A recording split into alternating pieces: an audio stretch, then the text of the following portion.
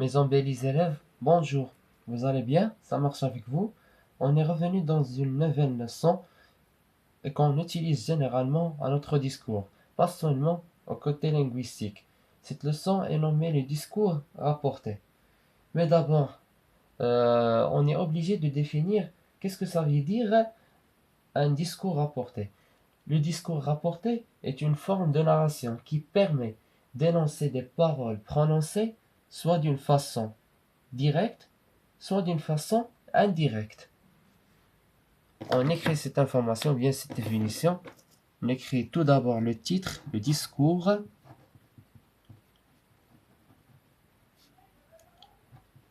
rapporté.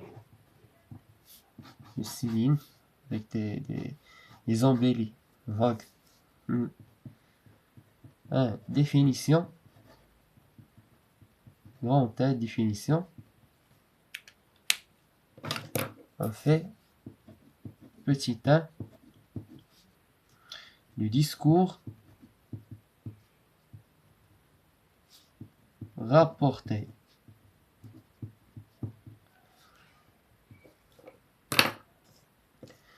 On écrit avec le noir parce que c'est une hyper importante définition. Et toute la leçon, c'est hyper important. Vous allez l'utiliser dans vos paroles, votre discussion, ou bien vos examens, si vous passez des examens linguistiques.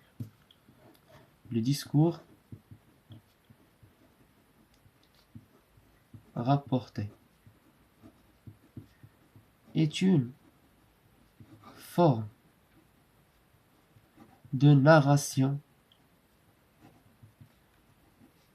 qui permet d'énoncer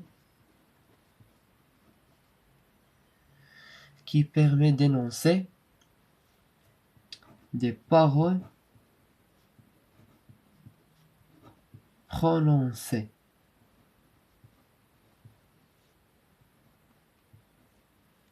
soit de façon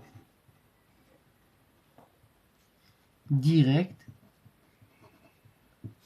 soit de façon indirecte. Il y a 4 formes qu'on peut les trouver dans le discours rapporté. Comme si le discours rapporté est nommé en 4 noms. On peut dire ça. Comme on peut dire le discours, ou bien il y a 4 formes du discours rapporté. Et quelles sont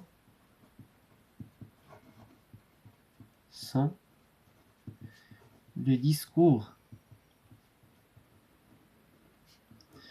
direct, le discours indirect, le discours indirect, libre, ou bien le discours rapporté lui-même. Rapporté. On définit le discours direct. Qu'est-ce qu'un discours direct? Dans le discours direct, on trouve les énoncés, bien les paroles sont présentées, manifestées, telles qu'elles sont dites. Les paroles, je répète, les paroles sont présentées telles qu'elles sont dites. Ça veut dire sans changement, avec les guillemets, avec les tirets, avec les deux points d'explication, avec le verbe d'introduction qui est placé au début ou au milieu ou à la fin de la phrase principale. On écrit cette information, mais j'ajoute aussi que les temps verbaux qui sont utilisés au discours direct sont plus simples que ceux au discours indirect, qui sont toujours le présent de l'indicatif, le passé composé, le futur et l'impératif. On écrit ça. Dans le discours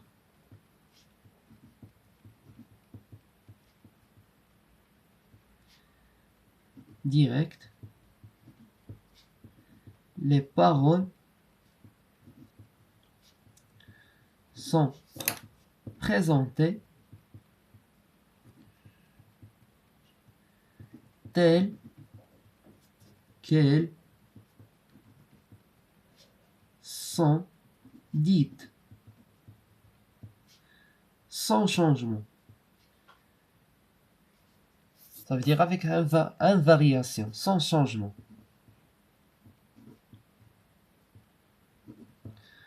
Avec les tirets, les guillemets, mais les deux points,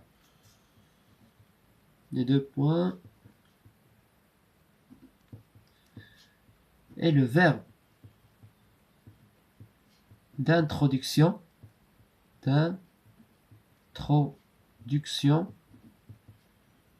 placé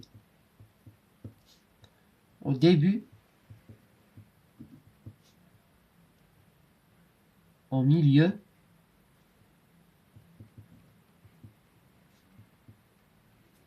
ou à la fin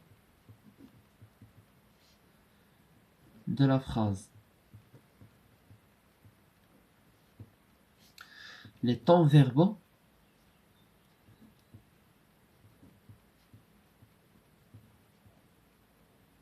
sont le présent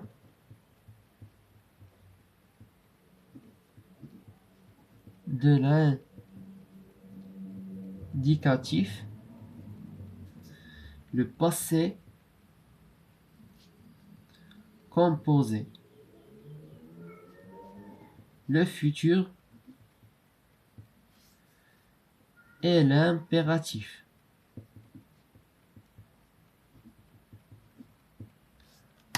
On va donner un exemple pour mieux clarifier la définition du discours direct. Exemple. Las a annoncé à son frère.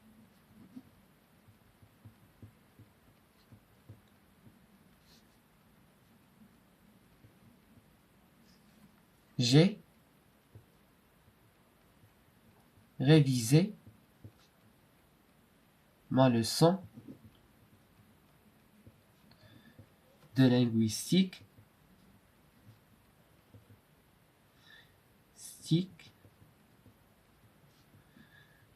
toute seule ce matin. Point, et on ferme les guillemets. Comme ça, il s'agit du discours direct. On passe au discours indirect. 1. Petit 1, 3. Le discours indirect. Dans le discours indirect, les paroles ne sont pas dites comme telles qu'elles sont présentées, ou bien présentées telles qu'elles sont dites.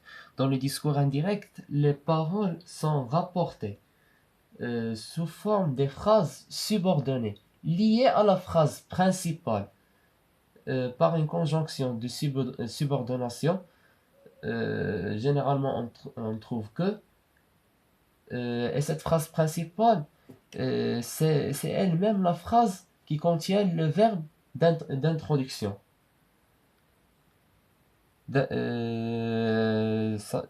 même, oui, oui, c'est elle-même la phrase principale qui contient le verbe d'introduction. Et ces deux phrases sont liées par une conjonction de subordination. Je répète, je clarifie ma parole. Dans le discours indirect, les paroles sont rapportées sous forme de phrases subordonnées, liées à la phrase principale qui contient le verbe d'introduction par un subordonnant. C'est clair? On écrit cette définition. Dans les discours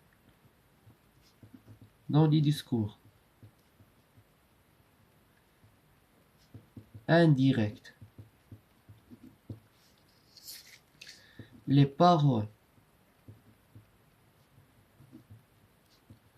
sont rapportées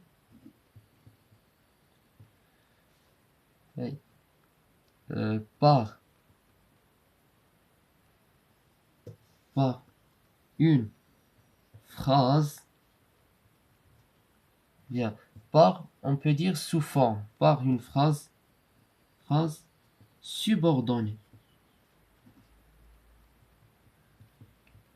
liée,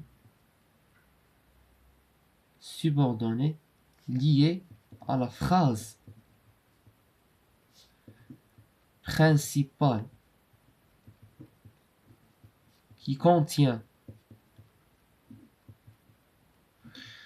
le verbe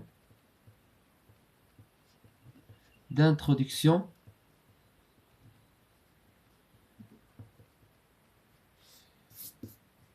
par un subordonnant, bien une conjonction de subordination. Généralement, on trouve que. Exemple. On a un petit exemple. Las a annoncé à son frère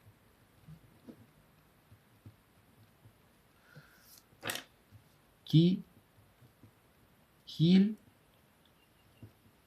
avait révisé sa leçon.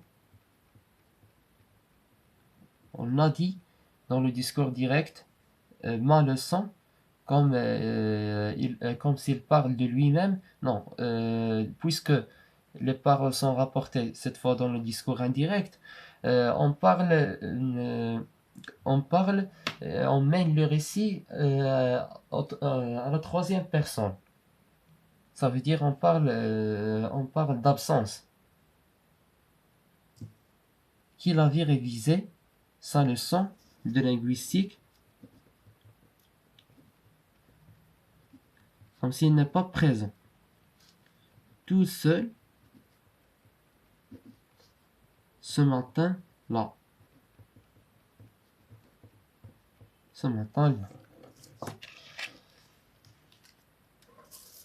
Puisqu'on a mené, bien transformé ce discours direct en discours indirect, comme si vous remarquez dans les deux exemples, on va étudier, on va savoir comment cette transformation a pu être manifestée du discours direct au discours indirect, ou bien le contraire.